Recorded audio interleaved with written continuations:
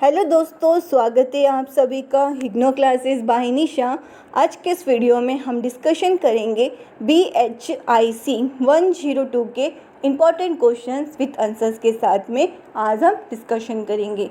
पिछले वीडियो में हमने इसी सब्जेक्ट से related previous years question papers हमने डिस्कशन किए थे, जिसमें कि हमने कम से कम पिछले 7 साल के पेपर को एनालाइज किए थे, जिसमें कि हमने देखा कि एग्ज़ाम में कौन से टॉपिक से रिलेटेड क्वेश्चन ज़्यादा पूछे गए हैं और कितने रिपीटेड क्वेश्चन पिछले 7 साल के पेपर में बार बार पूछे गए हैं। जिन लोगों ने वीडियो नहीं देखा या आप चैनल पे नए हो तो प्लीज़ एक बार आप वीडियो देख लेना ताकि आपको अच्छे से समझ आ जाए। मैं आपको लिंक डिस्क्रिप्शन बॉक्स में प्रोवाइड कर दूँगी, आप वहाँ से एक बार देख लेना ताकि आपको समझ में आ जाए कि प्रीवियस ईयर्स क्वेश्चन पेपर का कितना इंपॉर्टेंट रोल है इग्नो के एग्ज़ाम में। आज के ये इंपॉर्टेंट क्वेश्चन है, ये प्रीवियस ईयर्स क्वेश्चन पेपर को ही एनालाइज करके प्रोवाइड किया है। मोस्ट इम्पॉर्टेंट क्वेश्चन है। ये वीडियो आपको लास्ट तक देखना है ताकि आपको हर एक चीज़ें अच्छे से समझ आ जाए। आइए स्टार्ट करते हैं। First question, what is Palaeolithic culture. अब इसमें पूछा गया है कि पैलियोलिथिक क्या है, पैलियोलिथिकल कल्चर के बारे में एक्सप्लेन करना है। पैलियोलिथिक एज को ओल्ड स्टोन एज भी कहा जाता है और इसका टाइमिंग पीरियड कितने के बीच में था, 2.5 मिलियन से लेकर 10,000 BC के बीच में था। मतलब फर्स्ट ना आपको डेफिनेशन देना है पैलियोलिथिकल एज के बारे में। साथ साथ में इसको डिवाइड किया गया है 3 फेजेस में। कौन कौन से फेजेस है? फर्स्ट है लोअर पैलियोलिथिक, सेकंड है मिडल पैलियोलिथिक, थर्ड है अपर पैलियोलिथिक। तो ये 3 फेजेस है किसके, पैलियोलिथिक कल्चर के। आपको इन तीनों फेजेस को डिटेल में एक्सप्लेन करना है, ठीक है। इन सभी की आपको क्या है, कैरेक्टरिस्टिक एक्सप्लेन करना है, जिसमें से कि फर्स्ट पॉइंट क्या दिया गया है, gender division of labour in Palaeolithic society. Means gender के हिसाब से क्या रोल और ड्यूटीज़ थी पैलियोलिथिकल कल्चर के टाइम पे, आपको ये एक्सप्लेन करना है। फिर next question, lower Palaeolithic culture के बारे में बताना है कि कौन कौन से इसके की स्पीसीज थे, कौन से टूल्स यूज़ किया करते थे, सोशल स्ट्रक्चर्स कैसा था, लाइफस्टाइल कैसी थी, नोमैडिक हंटर थी, मतलब खाने के लिए, फूड्स के लिए लोग एक जगह से दूसरी जगह घूमा करते थे। तो कैसी लाइफ थी इनकी, नोमैडिक हंटर गैदर लाइफ थी। तो सेम अभी आपको मिडल पैलियोलिथिक कल्चर के बारे में भी बताना है। सेम की स्पीसीज, कौन से टूल्स यूज़ करते थे, हंटिंग के बारे में, शेल्टर्स एंड आर्ट। तो ये सेम लोअर के लिए भी आएगा, मिडल के लिए भी और अपर के लिए भी सेम आपको एक्सप्लेन करना है। सेम की species, tools, subsistence, social organisation. फिर लास्ट में देखिए आर्टिस्टिक एक्सप्रेशन। इसमें आपको बताना है cave painting, Venus figure, personal ornament क्या यूज़ करते थे एंड म्यूज़िक कैसा था। ये सारी चीज़ें आपको एक्सप्लेन करना है किससे रिलेटेड, पैलियोलिथिक कल्चर से रिलेटेड। एग्जाम में आपको पैलियोलिथिक कल्चर से रिलेटेड सब टॉपिक से कुछ भी क्वेश्चन पूछा जा सकता है। जैसे कि आपको अपर पैलियोलिथिक कल्चर के बारे में पूछा जा सकता है, मिडल या लोअर के बारे में पूछा जा सकता है। तो आपको जो मैंने पॉइंट्स आपको दिया है आपको यही अच्छे से लिखना है। जैसे कि की स्पीसीज कौन सी थी, कौन से टूल्स यूज़ किया करते थे, सोशल ऑर्गेनाइजेशन था, पेंटिंग कैसी थी, जो कि हमने देखा आर्टिस्टिक एक्सप्रेशन वाला, ये आपको एक्सप्लेन करना है। फिर लास्ट में कंक्लूज़न। इस बात का सभी को ध्यान रखना है कि लास्ट में आपको कंक्लूज़न लिखना है। फिर next question, what is Mesolithic culture. अब इसमें आपको बताना है कि मेसोलिथिक कल्चर क्या है, इसके बारे में आपको एक्सप्लेन करना है। मेसोलिथिक कल्चर के बारे में, मेसोलिथिक कल्चर को मिडल स्टोन एज भी कहा जाता है और इसका टाइम पीरियड कितने के बीच में है, 10,000 BC से लेके 8,000 BC के बीच में है। सभी को टाइम पीरियड पे ज़्यादा ध्यान रखना है, अच्छे से याद कर लेना है। जो टाइम पीरियड मेंशन किया हुआ है आंसर में यही आपको सेम लिखना है। सबसे इम्पॉर्टेंट है, आंसर में आपको टाइम पीरियड लिखना है, ठीक है। मेसोलिथिक कल्चर का टाइम पीरियड किसके बीच में था, 10,000 BC से लेकर 8,000 BC के बीच में है। और पैलियोलिथिक कल्चर का किसके बीच में था, 2.5 मिलियन से लेके 10,000 BC के बीच में। और मेसोलिथिक कल्चर का किसके बीच में, 10,000 से लेके 8,000 BC के बीच में। और इसको ट्रांजिशनल फेज भी कहा जाता है। किस किस के बीच का, ओल्ड स्टोन एज यानी कि पैलियोलिथिक कल्चर, फिर नियोलिथिक जिसको कि न्यू स्टोन एज कहा जाता है। इन दोनों के बीच का जो पीरियड है उसको क्या कहते हैं, मिडल स्टोन एज यानी कि मेसोलिथिक कल्चर। अब इसकी आपको कैरेक्टरिस्टिक एक्सप्लेन करनी है, जिसमें कि फर्स्ट आता है इन्वायरमेंटल चेंजेस। इसके बारे में बताना है क्या क्या इन्वायरमेंटल चेंजेस थे मेसोलिथिक कल्चर में। फिर माइक्रोलिथिक टूल जो कि बहुत ही फेमस टूल्स थी मेसोलिथिकल कल्चर के टाइम पे, इसके बारे में एक्सप्लेन करना है डिटेल में। इसका साइज़ कैसा था, किस चीज़ के लिए इसको यूज़ किया करते थे, जैसे कि एरोज बनाने के लिए, ब्लेड्स वगैरह, सिकल्स वगैरह बनाने के लिए इसको यूज़ किया करते थे। फिर थर्ड जिसमें कि आपको एक्सप्लेन करना है subsistence pattern and social complexity, मतलब उनकी रहन सहन कैसे हुआ करती थी मेसोलिथिकल पीरियड के टाइम पे। ये सारी चीज़ें आपको एक्सप्लेन करना है, जो कि मैंने आपको डिटेल में प्रोवाइड करके दिया है। यही सेम आंसर आपको एग्ज़ाम में लिखना है। फिर आता है फोर्थ जिसमें कि Mesolithic culture in Europe, Mesolithic culture in Britain, Mesolithic culture in south west Asia. अब इसमें आपको कुछ कंट्रीज़ के नाम दिए गए हैं, Europe, Britain and south west Asia. तो इन सब के मेसोलिथिकल कल्चर क्या थे, कैसे थे, ये आपको डिटेल में एक्सप्लेन करना है। जैसे कि फर्स्ट आता है टाइम पीरियड क्या था, कौन कौन से रीजन में ये स्प्रेड है, कौन कौन सी साइड से यूरोप में मेसोलिथिकल कल्चर की, कौन कौन से टूल्स यूज़ किया करते थे, क्या इसके एविडेंस से क्या सबूत थे यूरोप में मेसोलिथिक कल्चर के, ये बताना है। सेम आपको मेसोलिथिकल कल्चर इन ब्रिटेन के बारे में बताना है और साउथ वेस्ट एशिया के बारे में भी आपको ये सेम एक्सप्लेन करना है। फिर लास्ट में कंक्लूज़न, हर एक आंसर के लास्ट में आप सभी को कंक्लूज़न के साथ ही एंडिंग करना है। इस बात का आप सभी को ध्यान रखना है। बहुत सारे लोगों को ना समरी याद करने में प्रॉब्लम होती है, मीन्स कंक्लूज़न याद करने में प्रॉब्लम होती है। तो आप सिंपल सा एक काम कर सकते हो, या तो आप समरी लिख सकते हो, जो भी आपको समझ में आया हो पैराग्राफ में अब वो लिखिए, ठीक है। अपने मन से जो समझ में आया आंसर्स आपको वो आप लिख सकते हो कंक्लूज़न के अंदर, या सेम डेफिनेशन अपने आंसर में से कोई भी 5 या 6 पॉइंट्स आप एज इट इज़ भी लिखोगे तो भी आपको मार्क्स मिल जाएगा।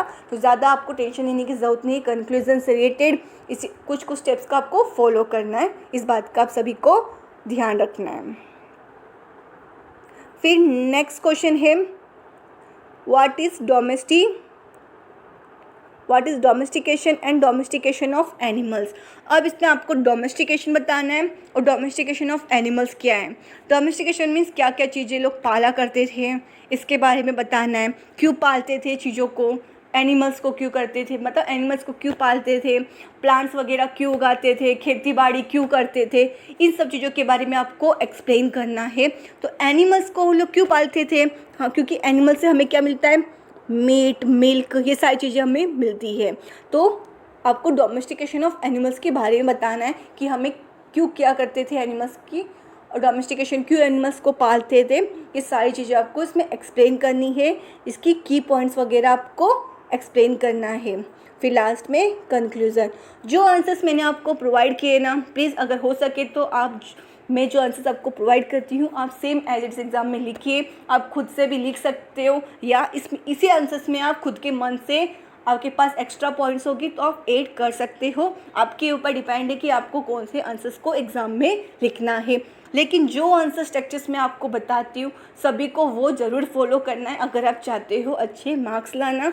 जो इंपॉर्टेंट क्वेश्चंस मैं बताती हूँ इन्हें अच्छे से करके जाना है। इसके अलावा आपको और कोई क्वेश्चंस को याद करने की ज़रूरत नहीं है। मेरे चैनल पे जो इंपॉर्टेंट क्वेश्चंस प्रोवाइड करती हूँ साथ में इंपॉर्टेंट क्वेश्चन विद आंसर्स, इन्हें अच्छे से करके जाइए, आप अच्छे खासे मार्क्स इजीली स्कोर कर सकोगे।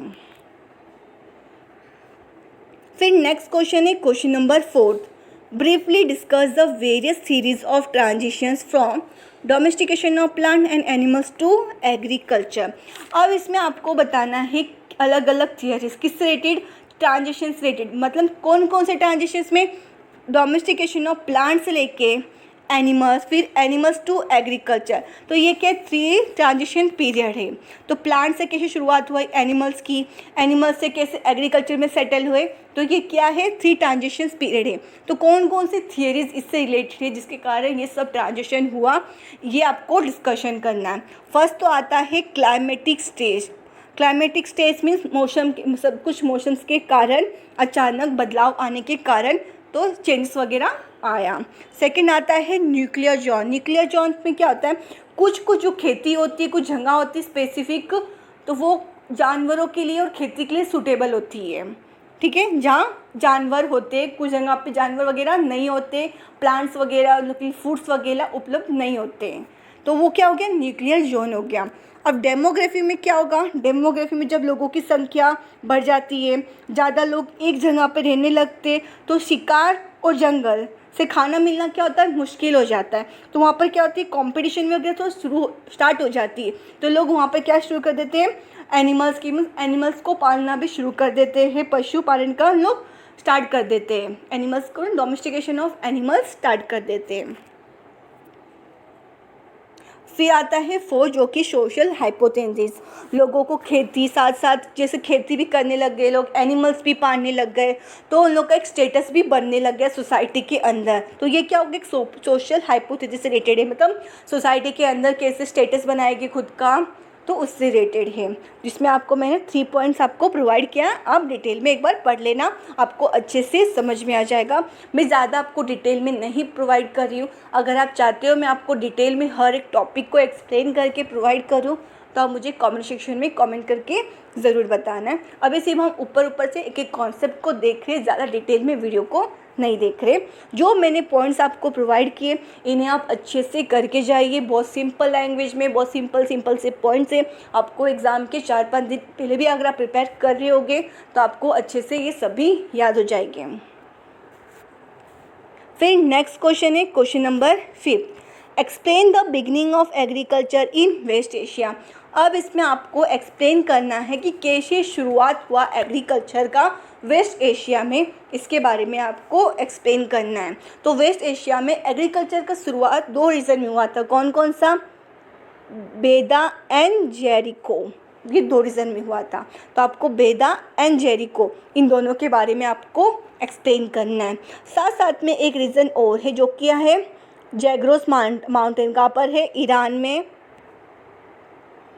ईरान में और इराक में, ठीक है। इन दोनों के बारे में भी आपको एक्सप्लेन करना है।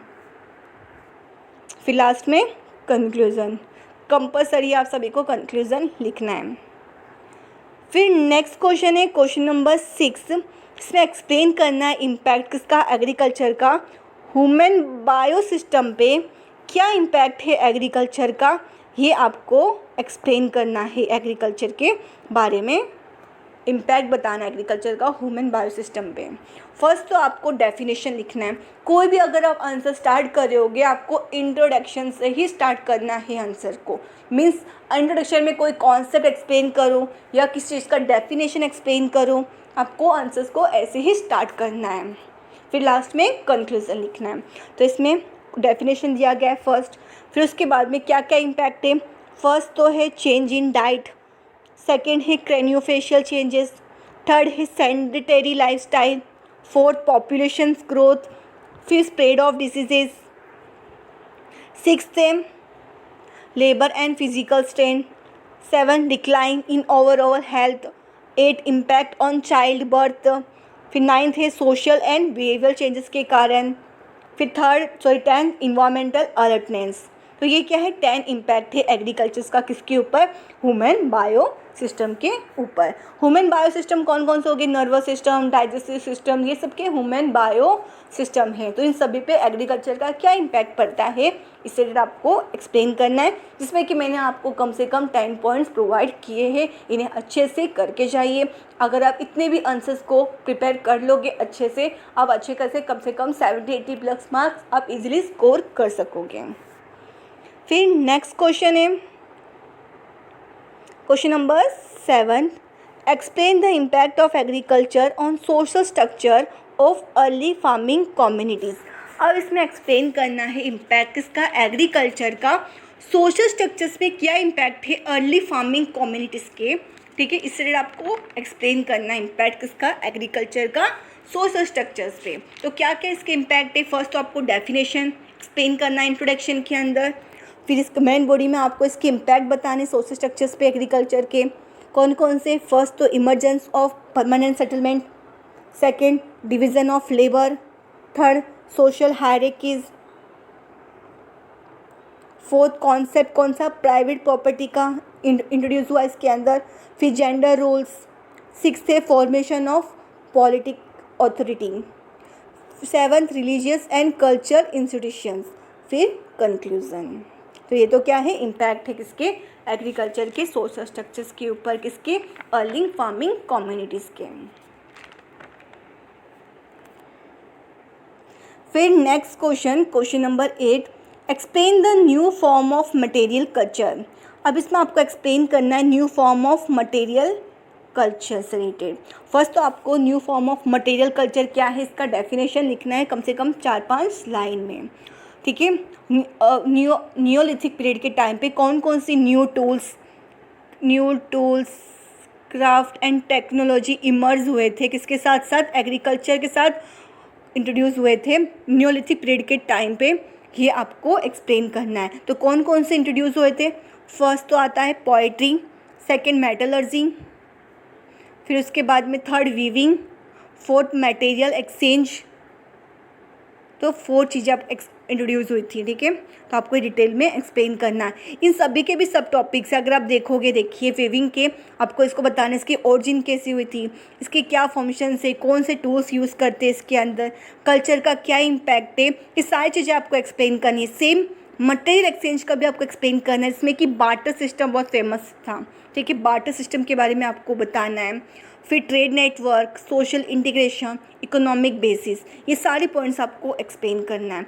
जैसे जैसे मैंने आपको पॉइंट्स वाइज सब टॉपिक वाइज एक्सप्लेन किया है, इसी के हिसाब से आपको आंसर्स भी प्रिपेयर करना है। अगर आप खुद से अलग से आंसर्स लिखना चाहते हो तो इसी फॉर्मेट से आपको आंसर्स प्रिपेयर करना है। इन सभी का आप सभी को बात को ध्यान रखना है।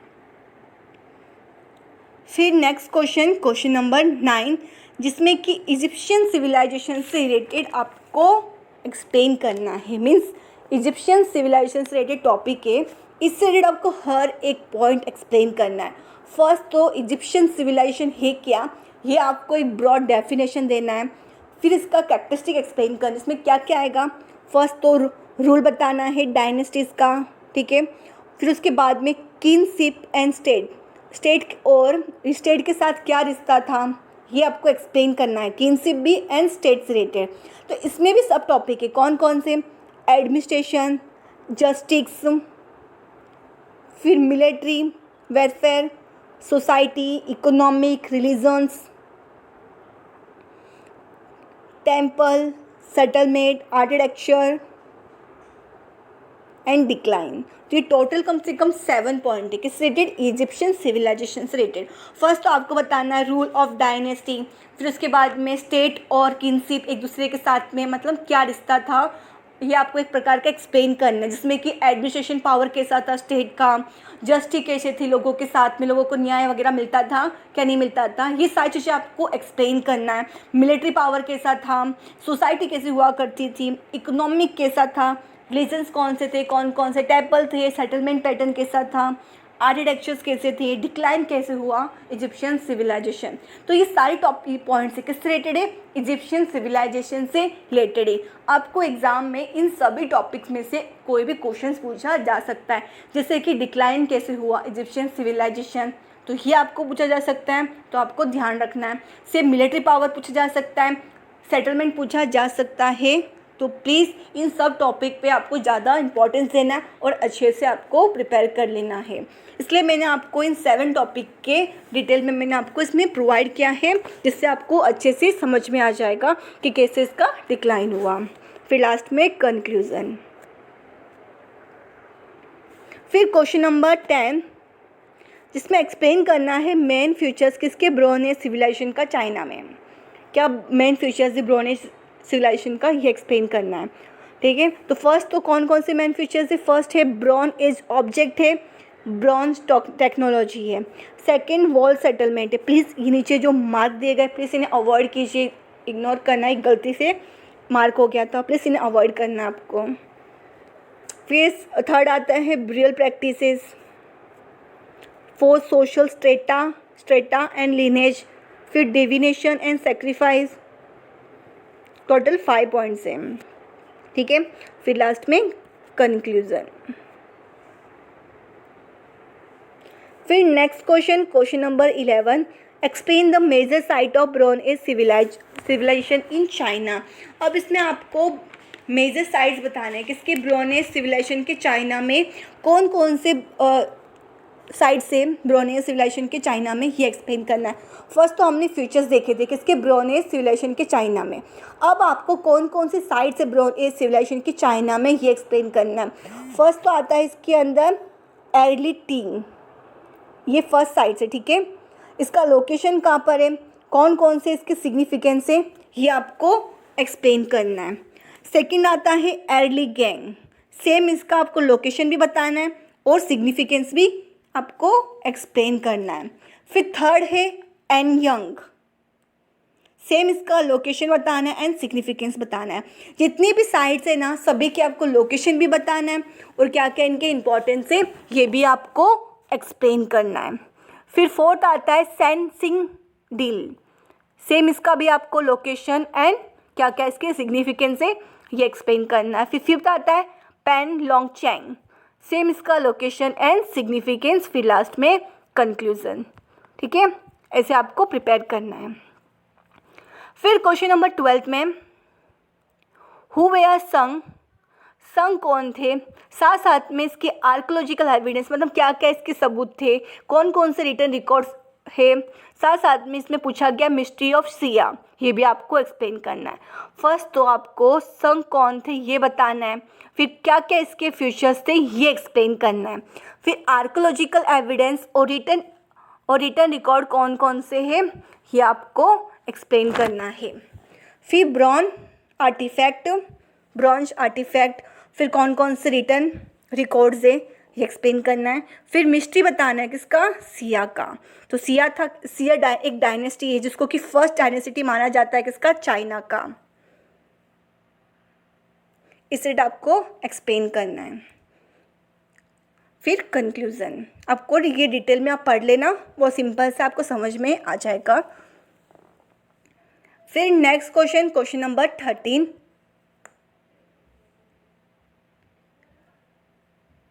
Explain the emergence of iron, spread of iron, implication, impact of iron in the process of social formation and emergence of iron in near east Europe.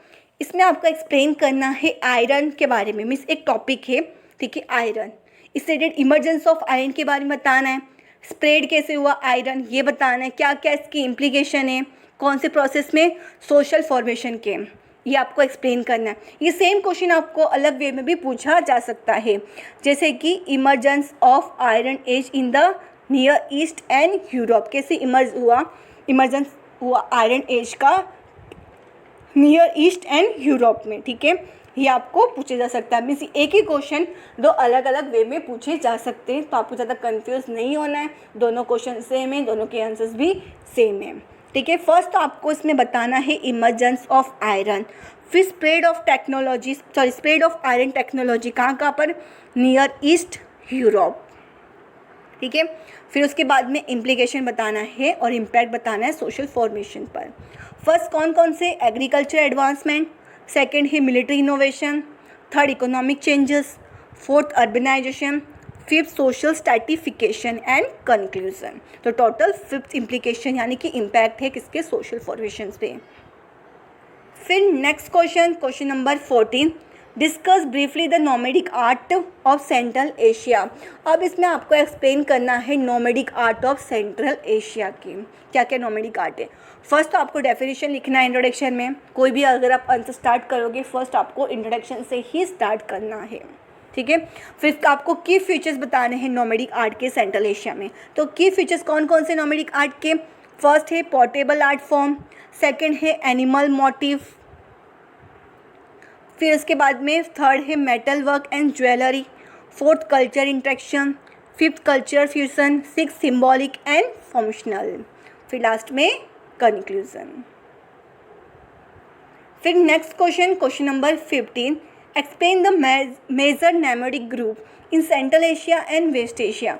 अब इसमें आपको एक्सप्लेन करना है major nomadic group Central Asia में और waste Asia में क्या क्या मेजर नोमैडिक ग्रुप है, इस रिलेटेड आपको एक्सप्लेन करना है। फर्स्ट तो आपको इंट्रोडक्शन से स्टार्ट करना है, ठीक है, नोमैडिक ग्रुप के बारे में बताना है। फिर मेजर नोमैडिक ग्रुप कौन कौन सी है सेंट्रल एशिया में और वेस्ट एशिया में, ये आपको एक्सप्लेन करना है कौन कौन सी है। फर्स्ट तो आता है सिटियंस, ठीक है, सेकंड है साखा, फिर उसके बाद में थर्ड है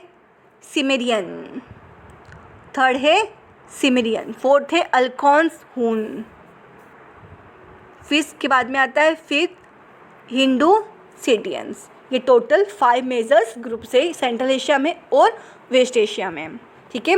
आपको इसको डिटेल में पढ़ लेना एक बार, आपको अच्छे से याद हो जाएगा। फिर भी आपको कुछ डाउट आता है, कुछ समझ में नहीं आता है तो आप मुझे कमेंट सेक्शन में पूछ सकते हो। मैं आपको अलग से इसी सब्जेक्ट से रिलेटेड वीडियो प्रोवाइड करूँगी जिसमें कि हम अलग से देखेंगे, एक एक टॉपिक को डिटेल में समझेंगे, अच्छे से एक एक कॉन्सेप्ट को समझेंगे। आप मुझे कमेंट सेक्शन में बता देना जो कुछ आपको समझ में नहीं आया हो, और नेक्स्ट वीडियो के लिए आप चैनल को सब्सक्राइब कर देना, ठीक है।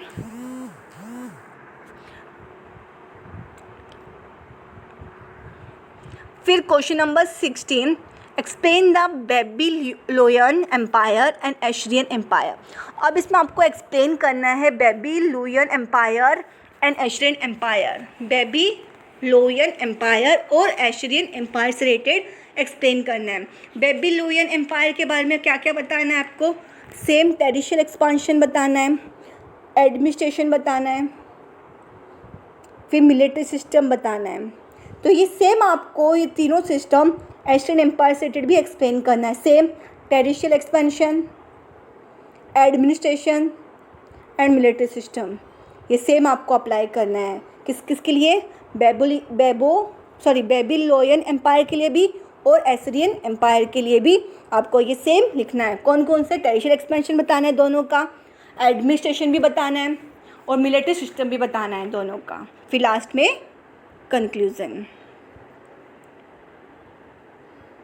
फिर question number 17, explain the expansion and growth of Sasanian empire and administration, economic, architecture, religions and culture. ये सारी पॉइंट आपको एक्सप्लेन करना है किस रिलेटेड, साशनिन एम्पायर से रिलेटेड एक, ठीक है। इससे आपको क्या क्या एक्सप्लेन करना है, फर्स्ट तो आपको बताना है एक्सपेंशन एंड ग्रोथ, ठीक है। फिर उसके बाद में administration, economic, architecture, religions and culture, क्या क्या एक्सप्लेन करना है आपको साशनिन एम्पायर से रिलेटेड। एक्सपेंशंस एंड ग्रोथ कैसे हुआ, एडमिनिस्ट्रेशन कैसा है, इकोनॉमिक कैसी है, आर्किटेक्चर कैसा है, रिलीजन्स एंड कल्चर। तो कम से कम आपको 5 पॉइंट्स आपको डिस्कशन करना है किस रिलेटेड, साशनिन एम्पायर से रिलेटेड। फिर नेक्स्ट क्वेश्चन नंबर 8, जिसमें कि आपको पूछा गया है ग्रीक सिविलाइजेशन क्या है। अब इसमें ग्रीक सिविलाइजेशन से रिलेटेड आपको हर एक पॉइंट एक्सप्लेन करना है। इसमें कि आपको ग्रीक सिविलाइजेशन बताना है, इसके रिलीजन्स के बारे में बताना है, फिलोसॉफी के बारे में बताना है, वुमेन इन ग्रीक सोसाइटी,